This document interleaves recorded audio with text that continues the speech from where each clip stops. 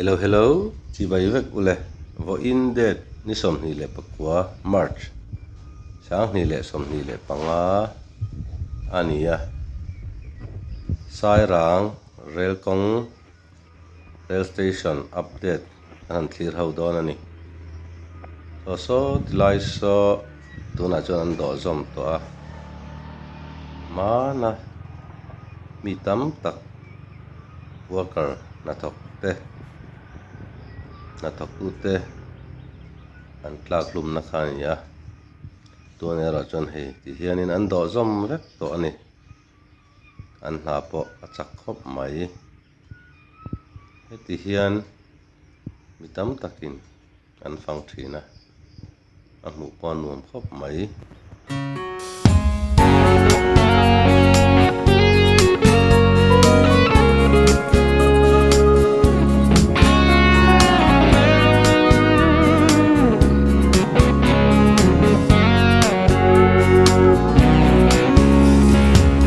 chân mô soi môi lâu gan xe lên dòng tê in hoa chung giam tham về lệ sinh luna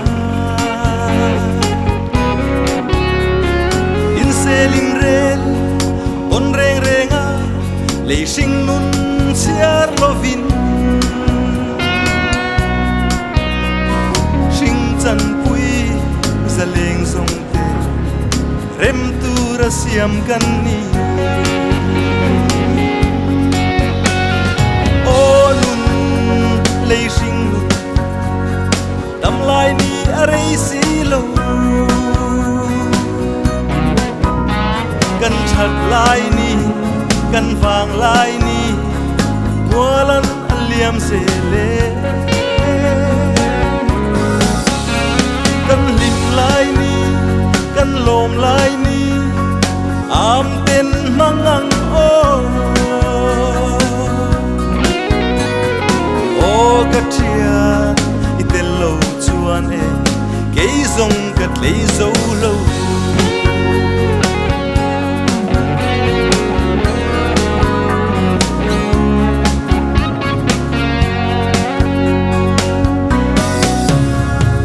an soi chin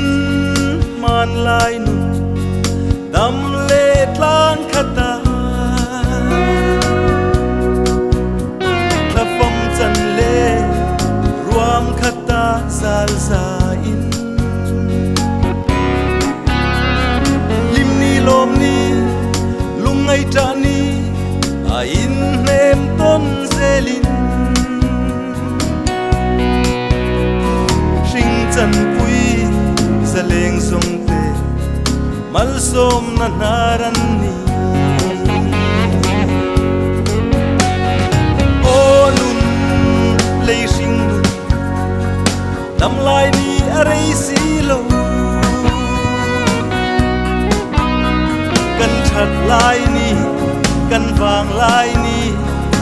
walan aliam se le kan lim lai ni kan lom lai ni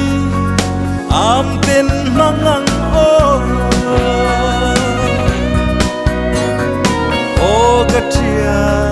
itel lo chuan e ke zong ka te zo lo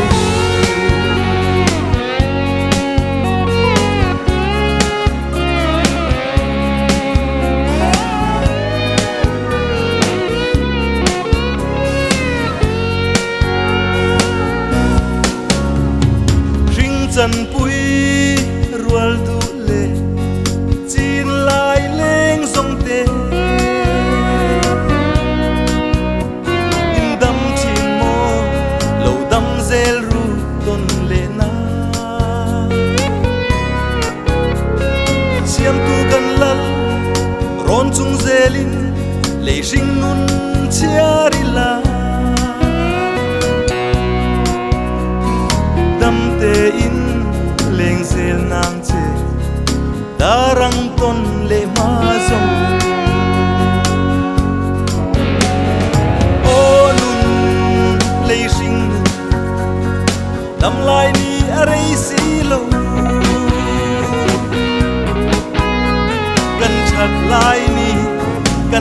lai ni nualan an liam zele kan lim lai ni kan lom lai ni am ten mangang o katia itel lo chuan e kei zong kat lei zo lo o katia itel lo chuan e kei zong kat lei zo lo January pokutla February ramtukla Mars vapla April tla May tomiltla June nititla July gognizotla August sitintla September minkutla October khotla November sabulpatla December polkatla Thotan thole nilai thotan sitop imrim chor ni darkartin minutin secondin lalpa hunin pe ganlome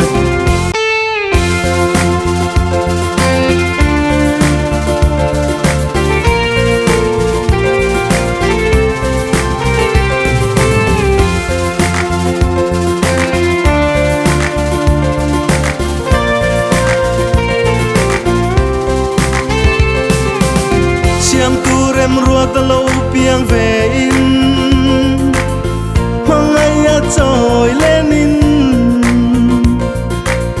hun lên đi căn mang dễ la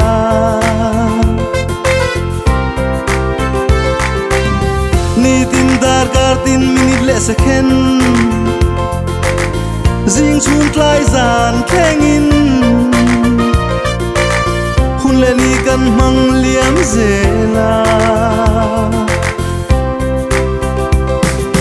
Sunday, Monday, Tuesday, Wednesday, Thursday, Friday, Saturday. Mileng san khua hian e, sing nun gan mang zele.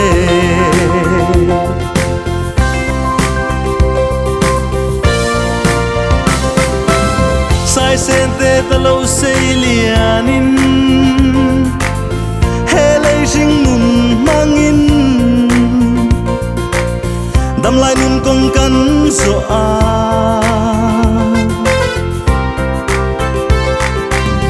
lim ni lungai ni lom lai ni zong ten min hual vel sing nun hi hun le ni kan mang liam zela Sunday, Monday, Tuesday, Wednesday, Thursday, Friday, Saturday. Mileng san khua hian e, sing nun gan mang zele.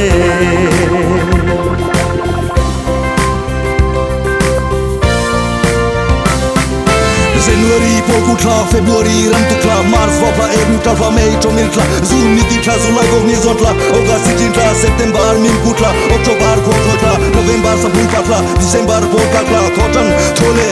nilai thotan sitop imrim chor ni darkartin minutin secondin lalpa hunin pe ganlome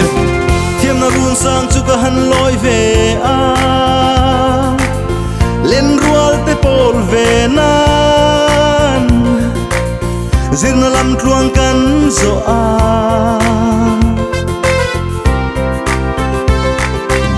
chutin hun le ni aliam zela chuni tin na thokin hun le ni kan mang liam zela Sunday, Monday, Tuesday, Wednesday, Thursday, Friday, Saturday. Mileng san khua hian e, sing nun gan mang zele.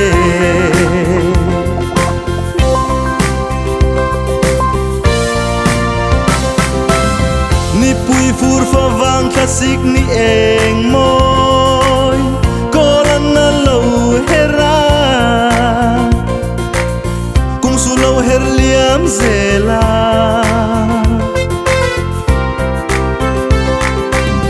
Thatin kum tin ni tin dar kar tinin siam kun na rel angin hun le ni kan mang liam zela